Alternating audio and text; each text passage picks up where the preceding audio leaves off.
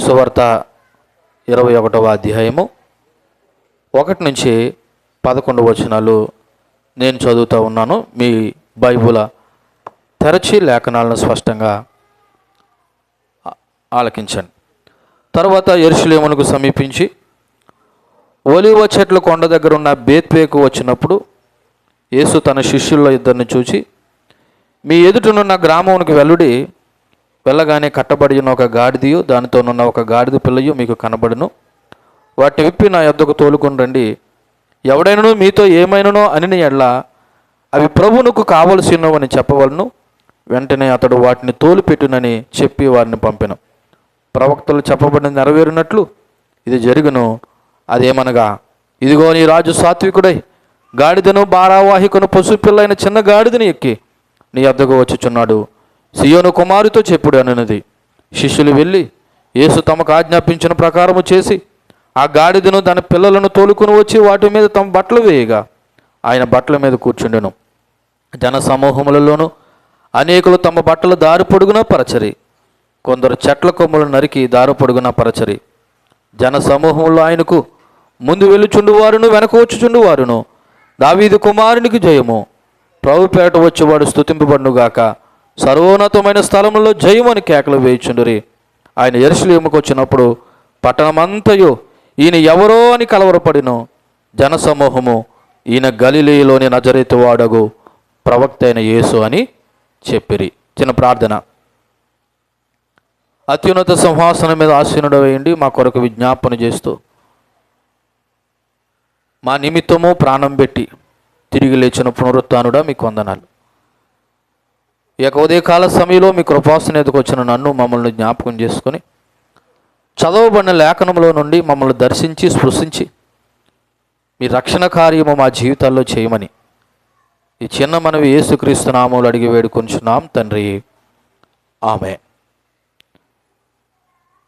ఈ రోజున ఇది చదవడానికి గల కారణం ఈ పాటికి మీకు అర్థమై ఉండుంటుంది.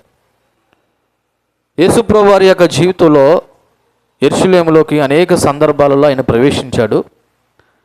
కానీ ఇప్పుడు ఈయన ప్రవేశించిన ఈ సందర్భం ఏదైతే ఉందో అది చివరి ప్రయాణం అని చెప్పాలి.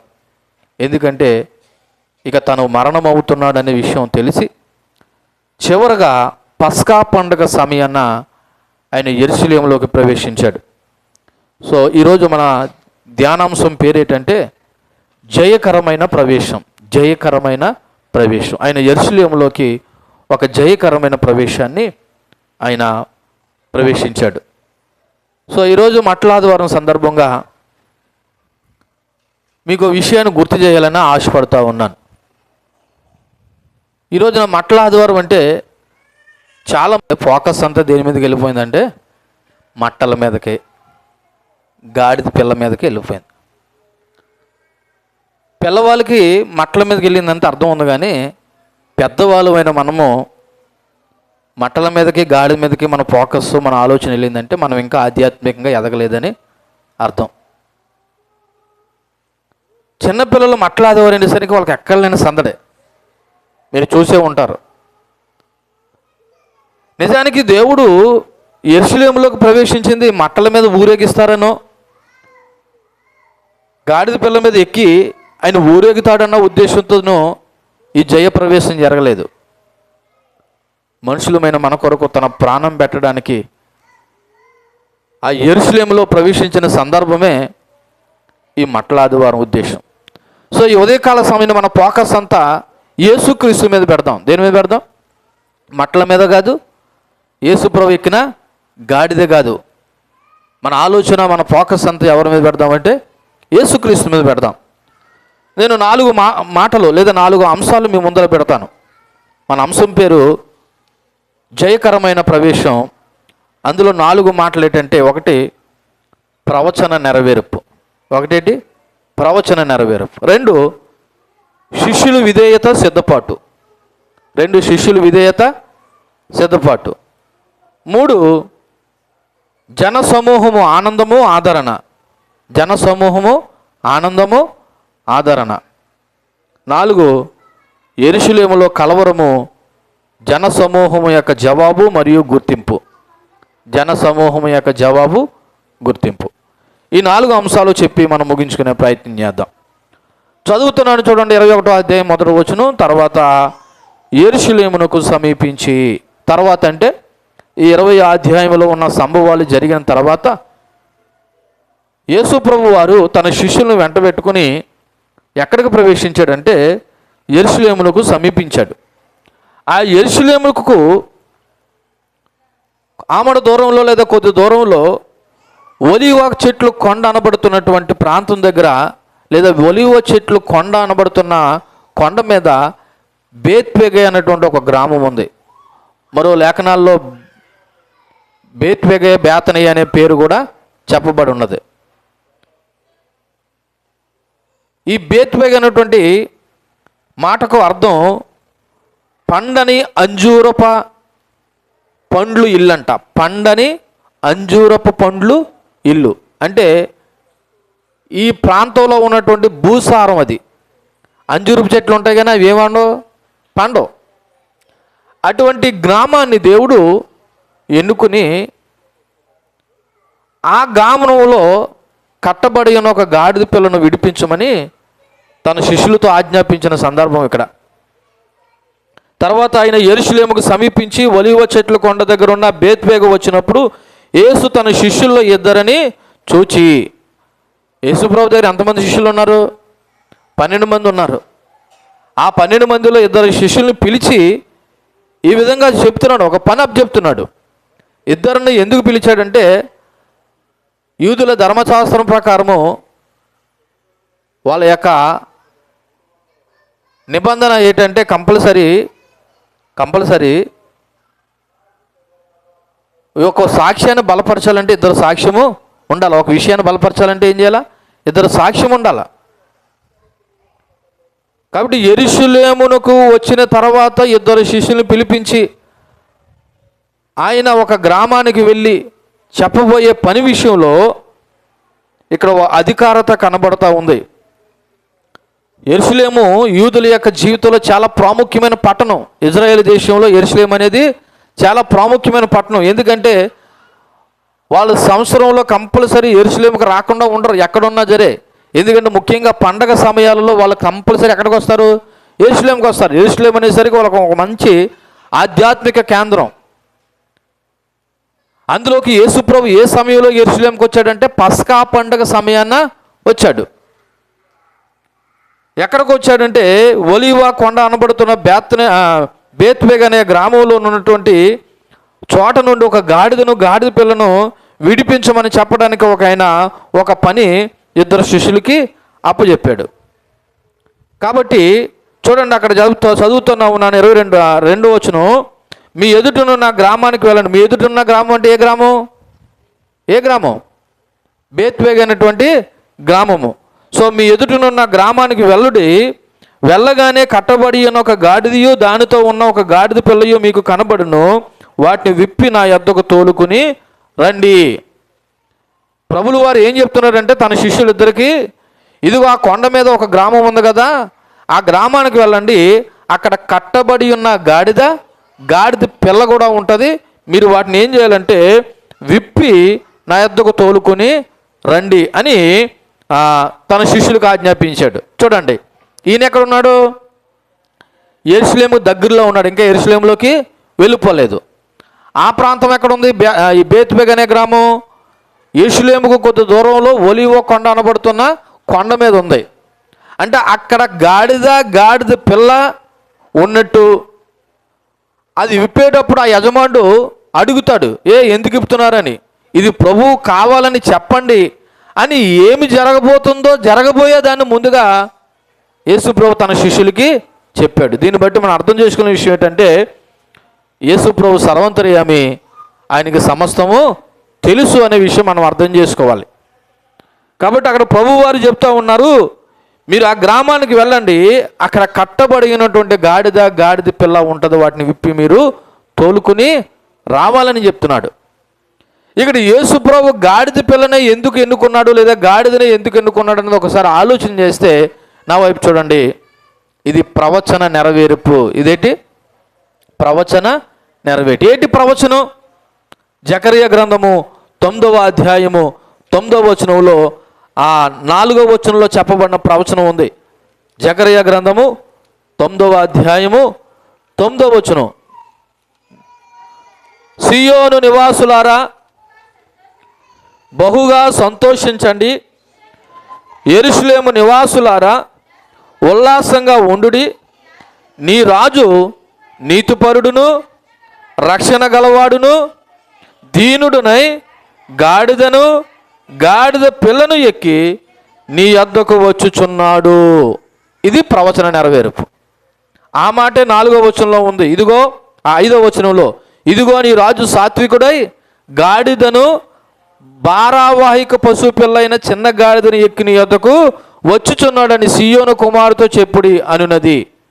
సో యేసు ప్రభు గాడిదను ఎన్నుకోవడంలో ఒక ఉద్దేశం ఏంటంటే ఇది ప్రవచన నెరవేర్పు. ఇదే నెరవేర్పు, ప్రవచన నెరవేర్పు. ఏంటి ప్రవచనం అంటే ఇలా చూడండి, వైపు ఆయన ఇంకోటి ఎన్నుకోవచ్చు కదా, ఏనుగునో గుర్రాన్నో ఇంకా ఉన్నాయి కదా. గాడిదని ఎందుకు ఎంచుకున్నాడంటే గాడిద మీద ఎవరైనా ఒక వ్యక్తి వస్తున్నారంటే ఆ వ్యక్తి గొడవకు రావట్లేదు, శాంతి చేసుకున్నాక వస్తున్నాడు. ఏం చేసుకున్నాడు? శాంతి ఒప్పందం, అంటే సమాధానం పడ్డానికి వస్తున్నాడు. గుర్రం మీద వస్తే యుద్ధానికి వస్తున్నాడని అర్థం. యేసుప్రభు గుర్రం మీద రాలేడా? చెప్పండమ్మా, రాగలడు. ఆయన గుర్రాలు ఏమో తక్కువ. ఇప్పుడు యేసుప్రభు ఏది ఎంచుకున్నాడంట? గాడిదని ఎంచుకున్నాడు. ఎందుకంటే ఆయన గొడవన రావట్లేదు. ఆయన ప్రజలతోనూ లేదా సియోను వాసులతోనూ దేవుని పిల్లలతోనూ ఆయన ఒప్పందం, ఏ ఒప్పందం అంటే శాంతి ఒప్పందం చేసుకోవడానికి ఆయన గాడిద మీద రాబోతున్నాడు. కానీ రెండో మారు ఆయన గుర్రం మీద రాబోతున్నాడు. ప్రకటన గ్రంథంలో ఉంటుంది.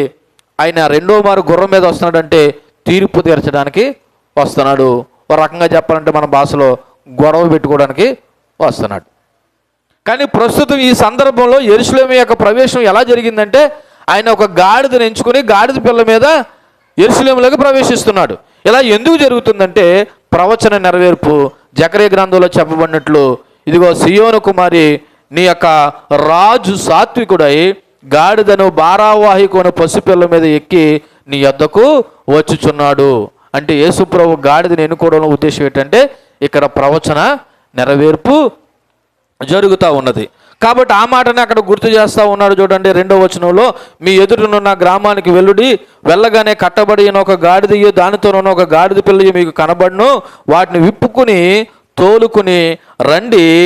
ఎవడైనను మీతో ఏమైనను అనిని ఎడల అవి ప్రభువునకు కావలసి ఉన్నవని చెప్పవలెను. వెంటనే అతడు వాటిని తోలు పెట్టినని చెప్పి వారిని పంపెను. దేవునికి మహిమ కలుగునుగాక. ఏమి జరగబోతుందో దేవునికి తెలుసు. ఆ వ్యక్తి అడుగుతాడు. ఎందుకంటే కట్టబడి ఉన్న గాడిదని ఇప్పుకొని పోతే ఎవడు ఊరుకుంటాడు? ఎవర్రా మీరు, ఎందుకు ఇప్పుతున్నారు అన్నప్పుడు ఆ యజమానికి ఈ మాట చెప్పండి. ఏమని తెలుసా? ఇవి ఎవరికి కావాలంట? ప్రభువునకు కావాలని చెప్పండి. వెంటనే ఆ దాసుడు ఏం చేస్తాడు? అవి విప్పి పంపివేస్తాడు అనే మాట అక్కడ చెప్పడం జరిగింది. కాబట్టి ఈ సమయంలో నేను ఏం చెప్పదలిసానంటే గాడిద ప్రభువు కావాలన్నట్టు ఈరోజు మనము కూడా ఎవరికి కావాలంటే దేవునికి కావాలి. నీకు దేవుడు కావాలో వద్దో నువ్వు ఆలోచన చేసుకో. కానీ దేవుడికైతే నువ్వు కావాలని ఆయన ఆలోచన కలిగి ఉన్నాడు. గాడిద పిల్లనే కావాలనుకున్నవాడు తన స్వరూపంలో నిర్మించబడిన నిన్ను నన్ను దేవుడు వద్దంటాడా? వద్దనడు. ఆయన కావాలి. కట్టబడి ఉన్న గాడిద పిల్ల కావలసినప్పుడు ఆయన స్వరూపంలో చేయబడిన మనము కావాలన్న విషయం నీకు అర్థమైతే నువ్వు దేవునికి ఎంత దగ్గరగా ఉండాలనే విషయం కూడా నీకు అర్థం చేసుకోవాలి. ఎందుకంటే ఈ రోజున దేవుడు కావాలని కోరుకుంటున్నాడు నిన్ను. ఎవరు కావాలి? నువ్వు దేవునికి కావాలి. మరి దేవుడు నీకు కావాలో వద్దు నువ్వే డిసైడ్ చేసుకో. ఆ యొక్క గాడిద యజమానితో చెప్పండి, ఇవి ఎందుకు మీరు ఇప్పుతున్నారని అడిగినప్పుడు ఇది ఎవరు కావాలని చెప్పమన్నాడు? ప్రభువునకు కావాలని చెప్పండి. వెంటనే అతను ఏం చేస్తాడంటే విడిచిపెట్టేస్తాడు. ఎందుకంటే ఆ రోజుల్లో గాడిదని ఒక ఏదైనా ప్రాంతానికి వెళ్ళాలంటే గాడిద మీద వెళ్ళి ఒక రెంటకు కూడా తీసుకునేవారు. కాబట్టి ఇప్పుడు ప్రభువు అడిగితే ఇది ఇది ఒకవేళ వాడిగానే అడిగితే ఇది ప్రభువు కావాలని చెప్పండి అనే ఉద్దేశంలో ఇది దేవుని ఏర్పాటు. ఎవరి ఏర్పాటు? ఇది దేవుడి ఏర్పాటు. కాబట్టి దేవుడు ఆజ్ఞాపిస్తే ఎక్కడున్నవైనా ఏదైనా ఎవరైనా చేస్తారనే విషయం మనకు అర్థం అవుతూ ఉంది. కాబట్టి ఆ దాసుడు లేదా ఆ గాడిద యొక్క దాసుడు అంట మరో ప్రశ్న వేయకుండా ఏం చేస్తాడంట? తోలుకుని వెళ్ళండి అని చెప్తాడంట. సో ఇది ప్రవచన నెరవేర్పులో భాగంగా ప్రభులు వారు గాడిదను ఎన్నుకోవడం జరిగింది. సో ఈ మొదటి 4 వచనాల నుండి లేదా 5 వచనాల నుండి మనం నేర్చుకోవాల్సిన కొన్ని విషయాలను జ్ఞాపకం చేసుకుంటే, మొదటగా ఇది ప్రవచనం యొక్క నెరవేర్పు కనబడుతుంది. ప్రవచనం యొక్క నెరవేర్పు కనబడుతుంది. రెండోది, గాడిద పిల్ల దేవుడికి కావలసినట్లు ఈ రోజున మనము కూడా ఎవరికి కావాలి? దేవునికి కావలసిన అవసరత ఉన్నది. కాబట్టి ఈ రోజున నువ్వు ప్రభువుకు అవసరమై ఉన్నావో లేదనే విషయం నువ్వు ఆలోచన చేయి. మిమ్మల్ని ప్రశ్న అడుగుతున్నాను సూటిగా, దేవుడు మీకు కావాలా లేదా? ముందు ఆశ ఉండాలి కదా. ఆశ లేకపోతే మనం దాన్ని అందుకోలేము. ఒకవేళ ప్రభువు మీకు కావాల్సి వస్తే, నిజంగా ప్రభువు మీకు అవసరమైన అనుకుంటే అది మంచిదే. కానీ ఆ ప్రభువు మీకు ఎలా దొరుకుతాడన్నది మనం తర్వాత ఆలోచన చేద్దాం. కాబట్టి ఇక్కడ ప్రభువు గాడిదను కావాలని కోరుకున్నాడు. ఆ యజమానుడు గాడిదను విప్పి పంపించడం జరిగింది. తర్వాత ఎందుకు ఇలా జరిగిందంటే 4వ వచనంలో చెప్పబడింది, ప్రవక్తల యొక్క ప్రవర్తన వలన చెప్పబడినది నెరవేరునట్లు ఇది జరుగును. అది ఏమనగా అని 5వ వచనంలో ఇందాక మనం చదివిన జకరియా గ్రంథంలో ఉన్నటువంటి ప్రవచనం అది జరిగిందనమాట. ఇక్కడ దేవుని యొక్క సర్వభౌమాధికారం అంటే దేవుడు ఎక్కడి నుండైనా ఏదైనా ఆజ్ఞాపించగలడు. ఆయన ఆజ్ఞాపించాడంటే ఎంతటిదైనా ఏ స్థాయిలోదైనా వచ్చి తీరాల్సిందే. ఎందుకంటే దేవుని యొక్క సార్వభౌమాధికారానికి ప్రశ్నించేవాడు ఎవరు లేరు. ఇక్కడ ఇంకొక విషయం కూడా మీకు జ్ఞాపకం చేయాలి. యేసు ప్రభు ఏదైనా ఒక చేశాడంటే ఆయనకు ఒక ప్లాన్ ఉంటుంది. ఏముంటుంది? ప్లాన్ ఉంటుంది. ఆయన ప్లాన్ లేకుండా ఏమీ చేయడు. ఆయన యెరూషలేములోకి ఎప్పుడు ప్రవేశించాలో, ఎప్పుడు అప్పగింపబడాలో, ఎప్పుడు గాడిద మీద రావాలో అన్నది ప్రతిదానికి ఒక ప్లాన్ ఉంటుంది. ఆయన ప్లాన్ ఎంతగా కరెక్ట్గా ఉంటుందో తెలుసా? 1 సెకను ఎక్కువ ఉండదంట, 1 సెకను తక్కువ ఉండదంట. అంత పగడబందీగా ఉంటుంది దేవుని ప్లాను. ఓ సందర్భంలో కానాను వివాహంలో ద్రాక్షారసం అయిపోయినప్పుడు యేసు తల్లి మరియా యేసుతో అంటది, అయ్యా ద్రాక్షారసం అయిపోయిందంటే మీరు ఏదైనా చూడొచ్చు కదా అంటే, అప్పుడు ప్రభువు వాడిని మాట్లాడి తెలుసా? నా సమయం ఇంకా అంటే ఏంటి? ఆయనకు ఒక ప్లాను ఉంది. ఎప్పుడు చేయాలో, ఏ టైంలో చేయాలో ఆయనకి తెలుసు. కాబట్టి దేవుడికి ఎప్పుడు ఏ సమయంలో యెరూషలేము ప్రవేశం చేయాలో, ఎప్పుడు తను మరణం పొందాలనే విషయం ఆయనకి ఒక ఆలోచన ఉంది. ఈరోజు దేవుని పిల్లలమైన మనం కూడా ఒక ఆలోచన కలిగి, ఒక ప్లాన్ కలిగి ఉండాలి. ఆలోచన లేకపోతే ఆలోచన లేకపోతే మనము కొన్ని మార్లు ఇందాక మనం సామెతల గ్రంథంలో చదివాం కదా, భక్తిహీనుల ఆశ ఏమైపోతుందంట? భంగమైపోతుంది. ప్రభు మీద ఆధారపడాలి. ప్రభు ఆలోచన మీద మనం ఆధారపడి జీవించాలి. కాబట్టి దేవుడికి ఒక ప్రణాళికబద్ధమైన ప్లాన్ ఉంటుంది. ఆ ప్లాన్ ప్రకారము దేవుడు విజయోత్సవ ప్రవేశాన్ని లేదా జయకరమైన ప్రవేశాన్ని మరి ఆ యెరూషలేములోకి ప్రవేశించడం జరిగింది. చూడండి, 6-7 వచనాలు చదివి 2వ మాటలోకి వెళ్తున్నాను. 6-7 వచనాలు ఏమనుందంటే, శిష్యులు వెళ్ళి యేసు తమకు ఆజ్ఞాపించిన ప్రకారం చేసి ఆ గాడిదను దాని పిల్లను తోలుకొని వచ్చి వాటి మీద తమ బట్టలు వేయగా ఆయన బట్టల మీద కూర్చుండెను. 2వ మాట, శిష్యుల విధేయత సిద్ధపాటు. శిష్యుల విధేయత సిద్ధపాటు.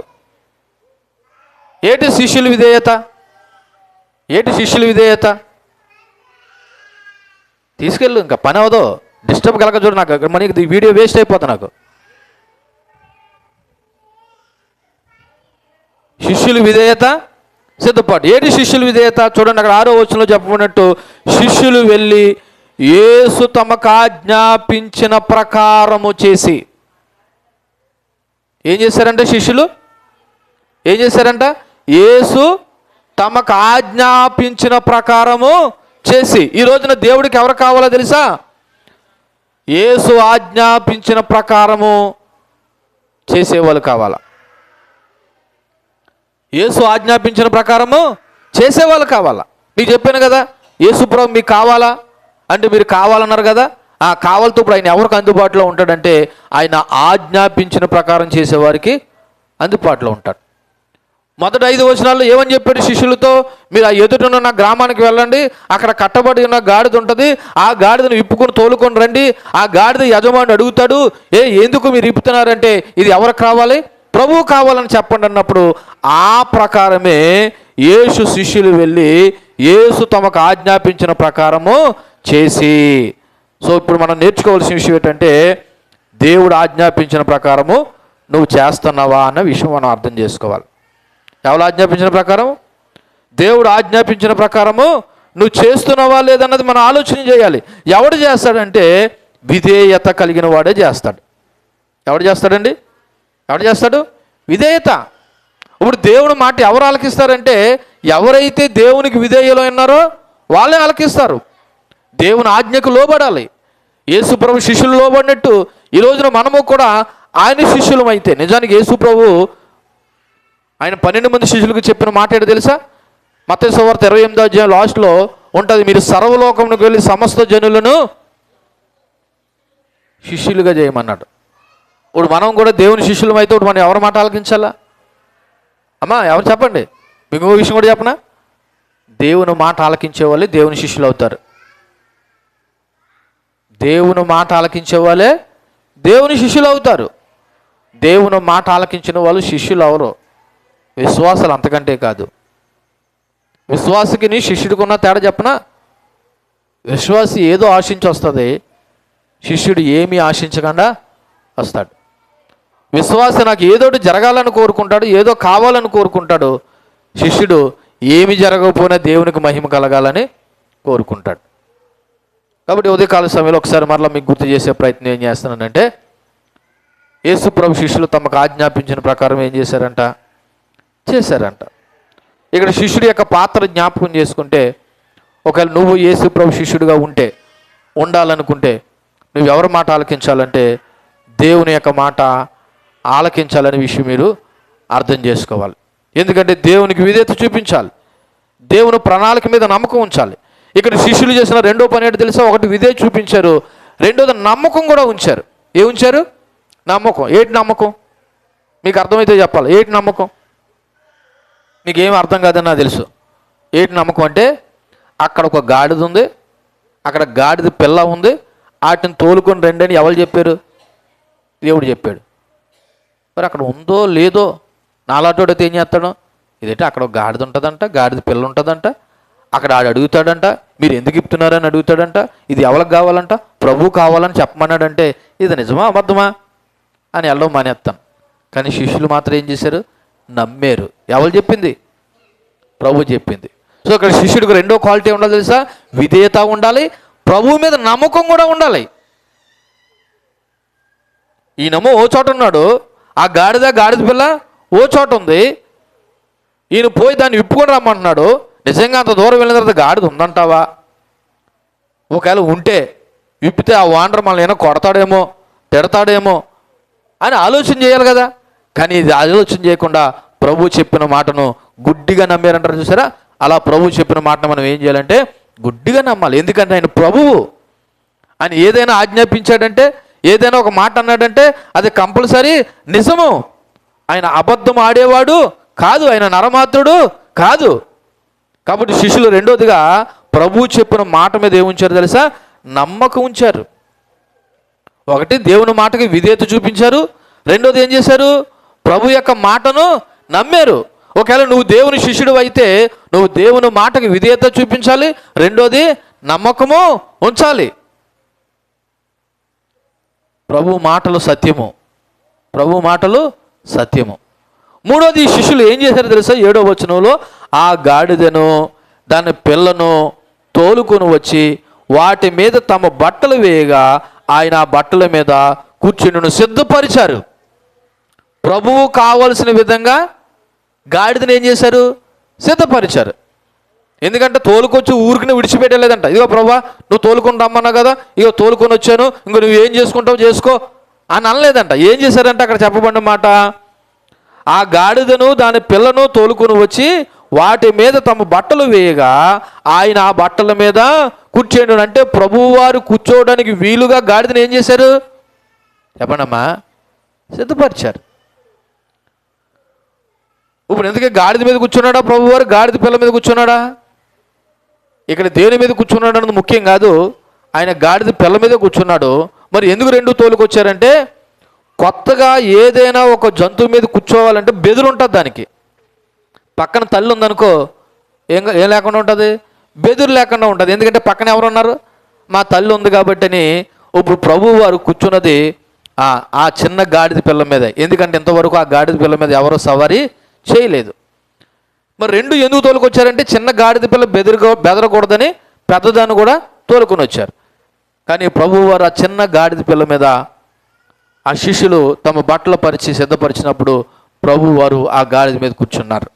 ఇక్కడ నేను ఏం చెప్పదలిచానంటే, నా వైపు చూడండి, గాడిద కూర్చోవడానికి వీలుగా శిష్యులు ఆ గాడిద పిల్లను తయారు చేసినట్లు నా వైపు చూడండి, ప్రభువు నీ హృదయంలో నివసించినట్లు నీవు కూడా సిద్ధపడితేనే ప్రభువు నీ హృదయంలో కూడా నివసించగలుగుతాడు.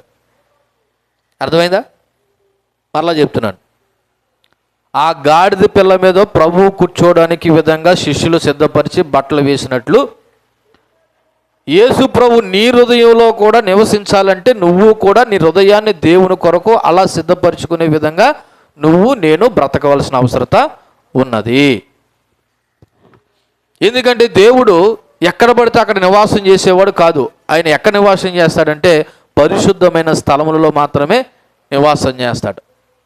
అలాగే పరిశుద్ధంగా ఉండేవారి హృదయాల్లో మాత్రమే నివాసం చేస్తాడు.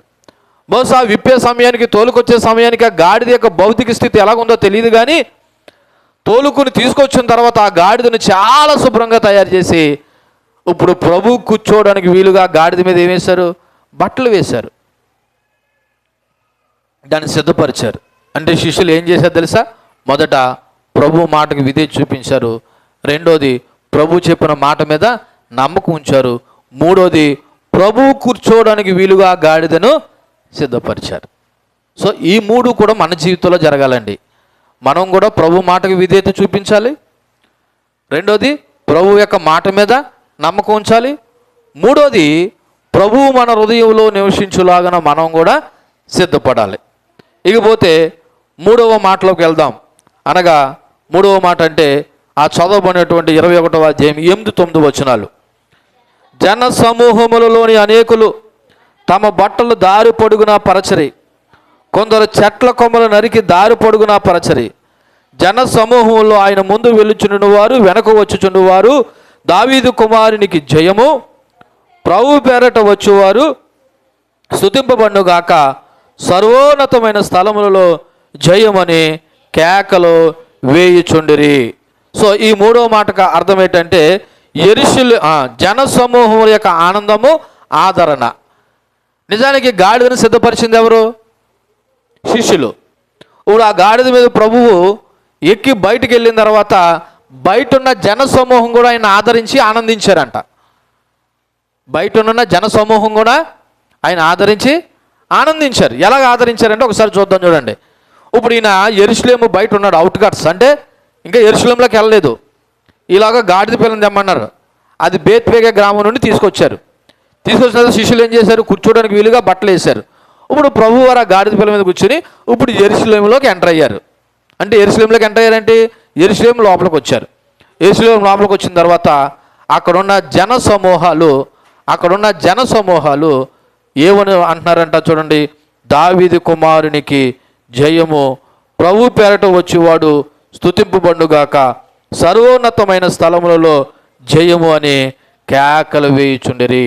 అంటే జన సమూహము సంతోషంతో ప్రభు యొక్క యెరూషలేము యొక్క జయప్రవేశ ఆహ్వానము లేదా జయప్రవేశ విజయము ఏదైతే ఉందో దాన్ని అక్కడున్న జనం కూడా ఏం చేశారంటే ఆదరించారు, ఆనందించారు. దేవునికి మహిమ కలుగును గాక. ఇక్కడ ఒక మాట చెప్పాలి. జన సమూహము ప్రభువుని ఓసన్నా అని అంటున్నారంట. ఏమంటున్నారంట? ఓసన్నా. ఓసన్నా అనే మాటకు అర్థం ఏంటంటే రక్షించు, ఇప్పుడే మమ్మల్ని రక్షించు అని అర్థం. రక్షించు లేదా ఇప్పుడే మమ్మల్ని రక్షించు. చూడండి 9వ వచనంలో, జన సమూహంలో ఆయనకు ముందు వెలుచుండువారు, వెనక వచ్చుచుండువారు, దావీదు కుమారునికి జయము, ప్రభుపేట వచ్చేవాడు స్తుతింపబడునుగాక, సర్వోన్నతమైన స్థలములలో జయము అని కేకలు వేయుచుండరి. అంటే వచ్చిన జనము ప్రభువును ఏం చేస్తారంటే స్తుతిస్తున్నారు, ఆరాధిస్తున్నారు, కేకలు వేస్తున్నారు, ఆదరిస్తున్నారు. ఆ జయ ప్రవేశాన్ని వాళ్ళు కూడా పాలు పంపులు పొందుకున్నారు. ఇక్కడ విషయం చెప్పాల, అక్కడున్న జనసమూహము బహిరంగంగా యేసు ప్రభువుని తమ నోటితో ఈయనే మెస్సియా అని ఒప్పుకుంటున్నారు, లేదా ఈయనే యూదుల యొక్క రాజు అని ఒప్పుకుంటున్నారు. ఎందుకంటే మనం ఇందాక చదివిన జకరియా గ్రంథంలో నీ రాజు సాత్వికుడై దీన మనసు కలిగిన వాడే. యేసుక్రీస్తు ఎవరై ఉన్నారు? రాజు. ఆయన ఈ లోకానికే కాదు, రేపు రాబోయే ప్రపంచానికి కూడా ఆయన ఎవరు? రాజు. కాబట్టి ఆ రాజును గూర్చి అక్కడున్న జనసమూహం ఏం చేస్తున్నారని తెలుసా? జయకేతనం వేస్తూ వాళ్ళు కూడా కేకలు పెడతా ఉన్నారు. వాళ్ళు కూడా ఏం చేస్తున్నారు? కేకలు పెడతా ఉన్నారు. దారి పొడుగున మట్టలు పరిచి వాళ్ళ అంగీకారాన్ని కూడా తెలియపరిచారు. వాళ్ళ అంగీకారాన్ని కూడా ఏం చేశారు? తెలియపరిచారు. ఎందుకంటే యేసుక్రీస్తు రాజు అని వాళ్ళు గుర్తించారు. ఇక్కడ నా ప్రశ్న, యేసుక్రీస్తు రాజు అని నువ్వు గుర్తిస్తున్నావా? అక్కడున్న జనసమూహము ఈయన మెస్సియా, ఈయన అధికారం గలవాడని శిష్యులు మాత్రమే కాదు గుర్తించడం, ఎవరు గుర్తించారంట? అక్కడున్న జనాలు కూడా యేసు యొక్క రాజ్యాధికారాన్ని గుర్తించారు. మరి యేసు ప్రభువే నిజమైన దేవుడని, ఆయనే నిజమైన రాజ్యాన్ని మనం గుర్తిస్తున్నామా? రెండోది, అక్కడున్న జనసమూహం ఇంకో పని కూడా చేశారు. వాళ్ళ విశ్వాసాన్ని బహిరంగంగా ప్రకటిస్తున్నారు. వాళ్ళ విశ్వాసాన్ని ఏం చేస్తున్నారు? బహిరంగంగా. అంటే ఏంటో తెలుసా? ఇప్పుడు ఇలా చూడండి, నా వైపు మొన్న దినం ర్యాలీ చేసామా? ఆ ర్యాలీలో ఎవరు పాల్గొన్నారు? క్రైస్తవులు అనబడుతున్నవారు పాల్గొన్నారు. అంటే ఇప్పుడు దాని అర్థం ఏంటి? మేము క్రీస్తు బిడ్డలమని మన విశ్వాసాన్ని ఏం చేసాం? బహిరంగంగా తెలియపరిచాం. ఇంటి దగ్గర ఉన్న నీ విశ్వాసము, మందిరంలో ఉన్న విశ్వాసము, ఇప్పుడు నీ విశ్వాసం బహిరంగంగా కూడా నువ్వేం చేసావు? తెలియపరచావు. అంటే ఇక్కడున్న ప్రజలు కూడా యేసుక్రీస్తు పట్ల తమకున్న విశ్వాసాన్ని బహిరంగంగా ఏం చేశారు? తెలియపరిచారు, ఒప్పుకున్నారు. ఒకళ్ళు రేపటి దినాన ఇలాగ అడగచ్చు, మిమ్మల్ని పేరు పెట్టి మీరు యేసు ప్రభువుని నమ్ముకున్నారా అన్న విశ్వాసం ఇంతవరకు నీ ఇంటికే పరిమితం అయ్యింది. ఇప్పుడు అవసరమైతే బహిరంగంగా ఒకళ్ళు చెప్పవలసి వస్తే ఏం చేయాలా? చెప్పాలా? దాసేయాలా? చెప్పనమ్మా, అలకిస్తున్నారా? చెప్పాలా? దాసేయాలా అంటున్నాను. చెప్పాలి. అక్కడున్న జనసమూహం ఆ పనే చేశారు. ఒకటి, యేసుక్రీస్తును రాజుగా అంగీకరించారు. రెండు, వాళ్ళ విశ్వాసాన్ని ఏం చేశారు? బహిరంగంగా ప్రకటించారు. నేను ప్రతి మాటలోనూ కొన్ని మాటలు చెప్తున్నాను. ప్రవచన నెరవేర్పు ఎందుకు జరిగిందంటే, జకరియా గ్రంథంలో చెప్పబడినట్లు ఆయన గాడిదని ఎంచుకుని ఒక శాంతియుతమైన ఒప్పందం చేసుకోవడానికి ఆయన యెరూషలేములోకి ప్రవేశించాడు. అది ప్రవచన నెరవేర్పులో భాగంగా. రెండోది, యేసుక్రీస్తు యొక్క శిష్యులు దేవుడు మాటకు విధేయత చూపించారు, నమ్మకం ఉంచారు. మూడవదిగా ఆయన కూర్చోవడానికి వీలుగా గాడిదను సిద్ధపరిచారు. ఇప్పుడు ఈ చదవబడిన మూడో సందర్భంలో యెరూషలేములో ఉన్న ప్రజలు ఆయనను మెస్సీగా గుర్తించి ఆయన అధికారాన్ని ఒప్పుకున్నారు. రెండోది, వాళ్ళ విశ్వాసాన్ని కూడా బహిరంగంగా ఏం చేశారు? తెలియపరిచారు. ఇప్పుడు మిమ్మల్ని అడుగుతున్నాను, యేసుక్రీస్తు మన రాజేనా? రాజాను తలవపడం కాదు, నీ హృదయంలో నిజంగా అలా గుర్తెరిగావా అని అడుగుతున్నాను. రెండోది, యేసు ప్రభు నీ హృదయంలో రాజుగా గుర్తెరగడమే కాదు, అవసరమైతే నీ విశ్వాసాన్ని బహిరంగంగా కూడా నువ్వేం చేయాలా? ఒప్పుకుని తీరాలి. వాళ్ళ విశ్వాసాన్ని బహిరంగంగా ఒప్పుకున్నారు. అంతేకాకుండా వాళ్ళు కొమ్మలను నరికి వాళ్ళ బట్టలు దారి పొరుగున పరిచి దేవుని గౌరవిస్తున్నారు. దేవుణ్ణి ఏం చేస్తున్నారు? గౌరవిస్తున్నారు. అంటే యేసు పట్ల వాళ్ళ యొక్క వినయ విధేయతలు, భక్తిని ఏం చేస్తున్నారంటే చాటుతూ ఉన్నారు. ఎందుకేయాలా చీరలు, ఎందుకేయాలా మట్టలు అంటే అది గౌరవం. చూడండి, ఎప్పుడైనా ఒక వ్యక్తి సంఘంలోకి వచ్చినప్పుడు గౌరవించాలని పెద్ద పెద్ద పూలదండలు వేస్తుంటారు. ఎందుకు అంత పూలదండ అంటే గౌరవం. వాళ్ళకున్న దాంట్లో పూలదండల లేదా చిన్న బొకే ఇస్తారు. ఇప్పుడు యేసుప్రభుని ఎందుకు ఆ విధంగా ఊరేగిస్తున్నారంటే దేవుని పట్ల వాళ్ళకున్నటువంటి విశ్వాస ప్రమాణం. ఖర్జూరపు మట్టలేసో లేదా మామూలు మట్టలేసో లేదా చీరలేసో దారి పొడుగున చేయడం ద్వారా గౌరవం, దేవుని గౌరవిస్తున్న విధానం కనబడతా ఉంది. ఇకపోతే 4వ మాటను మనం ధ్యానం చేద్దాం. 21వ అధ్యాయంలో 10-11 వచనాలు. ఆయన యెరూషలేములోనికి వచ్చినప్పుడు పట్టణమంతయు ఈయన ఎవరో అని కలవరపడెను. జనసమూహము ఈయన గలిలయలోని నజరేతు వాడగు ప్రవక్త అయిన యేసు అని చెప్పిరి. సో ఈ 4వ మాట యెరూషలేములో కలవరము, జనసమూహము యొక్క జవాబు. యేసు ప్రభువు వారు ఆదివారమున ఆయన యెరూషలేములోకి ప్రవేశించిన పిమ్మట అక్కడున్న జనసమూహము ఆయన దారి పొడుగున ఆహ్వానించి, దావీదు కుమారునికి జయము, ప్రభు పేరట వచ్చేవాడు స్తుతింపబడునుగాక, సర్వోన్నతమైన స్థలంలో జయమని కేకలు వేసిన వీరు ఈ కేకలు విన్నటువంటి యెరూషలేములో ఉన్న అక్కడ పట్టణస్థులు ఈ కేకలకు ఈ అల్లరికి కారణం ఏమిటని చెప్పేసి వాళ్ళు కలవరం చెందారంట. సో ఈ కలవరం చెందినటువంటి పట్టణస్థులకి జన సమూహము ఏమని సమాధానం ఇచ్చిందంటే, ఈయన నజరేతు వాడగు ప్రవక్త అయిన యేసు అని చెప్పిరి. నిజానికి వీరు చెప్పినటువంటి ఈ జవాబు కలవరం చెందుతున్న జనాంగానికి కరెక్ట్ జవాబు ఇచ్చారా అంటే ఇవ్వలేదనే చెప్పాలి.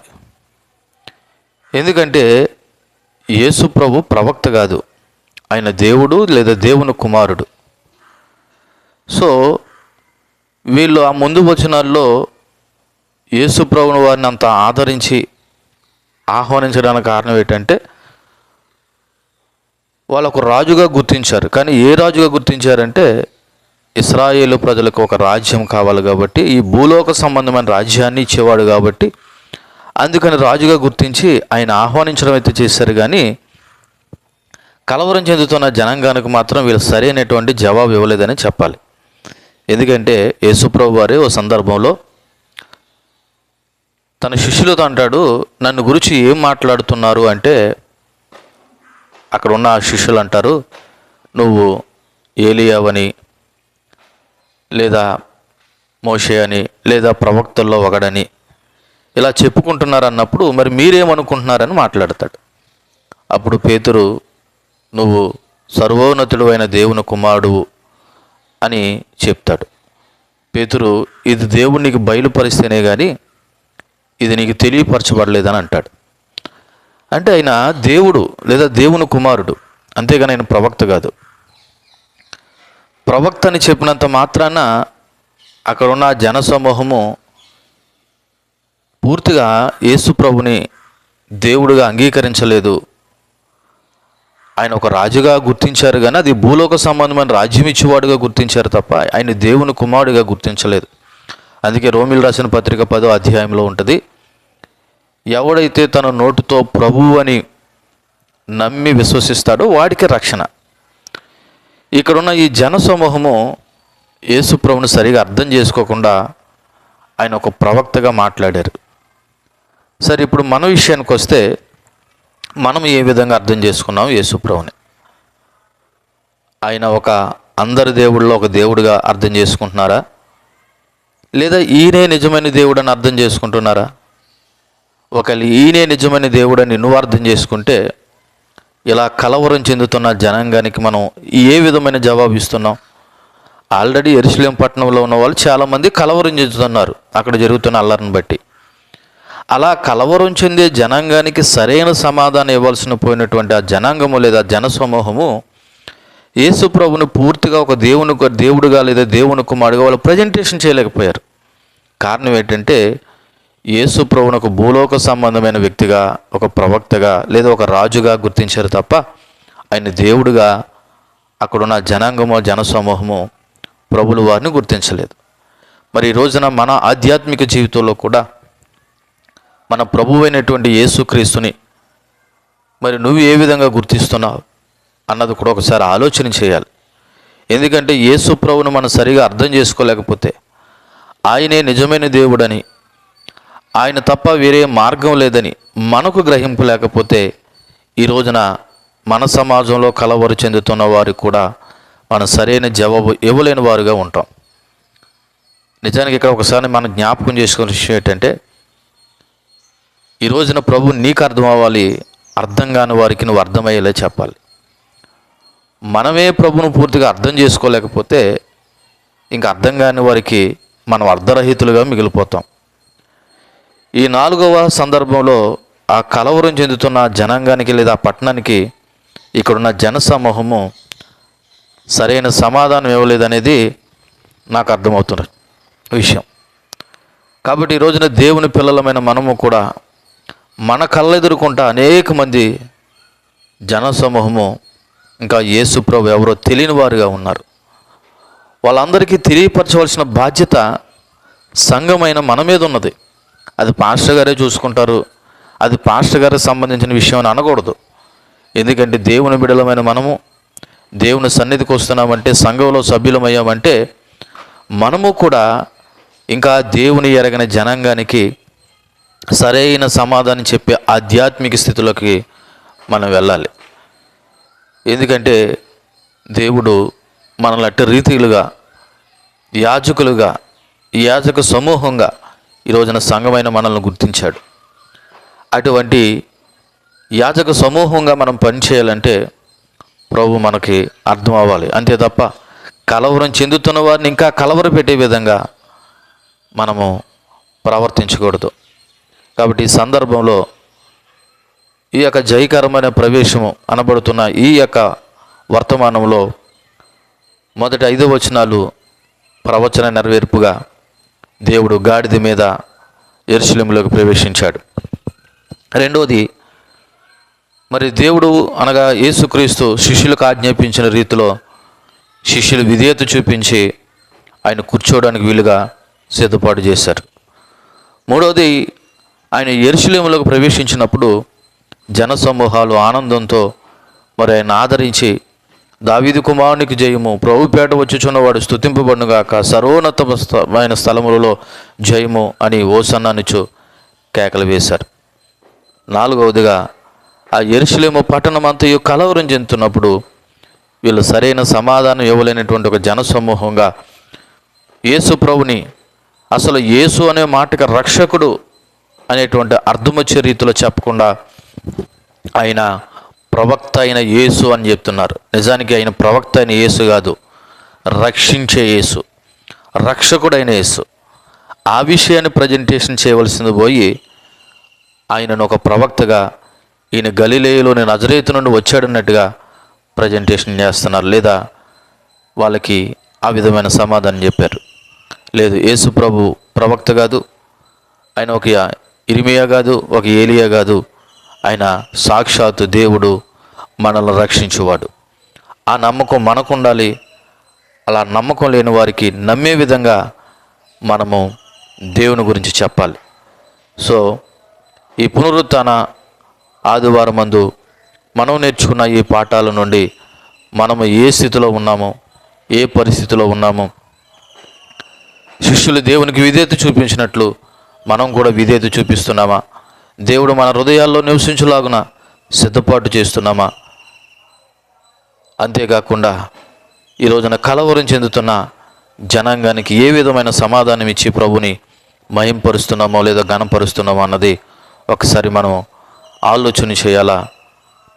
ఆలోచించడమే కాదు, మనము కూడా సంపూర్ణంగా ప్రభుని రక్షకుడుగా అంగీకరించకపోతే లేదా విశ్వసించకపోతే ఆ కలవరం చెందుతున్న జనాంగానికి మనకి పెద్ద తేడా ఏమీ లేదనే విషయాన్ని కూడా గ్రహించాలి. ఈ మాటలు దేవుడు మన వినుకుల్లో దేవునికరంగా చేయనుగాక. ఆమేన్. ప్రార్థన చేసుకుందాం. ప్రార్థన చేసుకుని దేవుని నామాన్ని మరొక మారు స్తుతిందాం. హల్లెలూయా, హల్లెలూయా, హల్లెలూయా. స్తోత్రం.